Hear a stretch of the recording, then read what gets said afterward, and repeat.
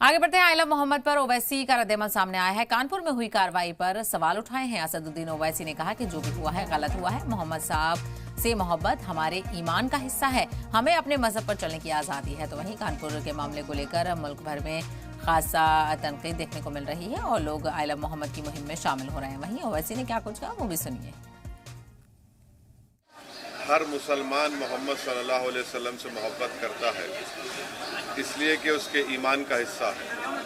अगर हम मुसलमान हैं और अगर हम अल्लाह को जानते हैं तो वो मोहम्मद सल्लल्लाहु अलैहि वसल्लम ने हमको सिखाया है कि अल्लाह है जो ज़मीन और आसमान का खालिक है, तुम इसकी इबादत करो, किसी और की मत करो। हमको उन्होंने बताया है कि तुम्हारा ईमान उस वक्त तक मुकम्मल नहीं हो सकता जब तक कि तुम मोहम्मद सल्लल्लाहु अलैहि वसल्लम को अपनी दुनिया की हर चीज़ ज़्यादा नहीं चाहोगे। ये तुम्हारे ईमान का हिस्सा है। और आर्टिकल 25 में फ्रीडम ऑफ रिलीजन है, तो संविधान में फंडामेंटल राइट है, इसको आप कैसा छीन सकेंगे किसी से। और ये क्या बात है कि नया पोस्टर कैसा लगाया, जो यूपी में क्या गलत है एकदम।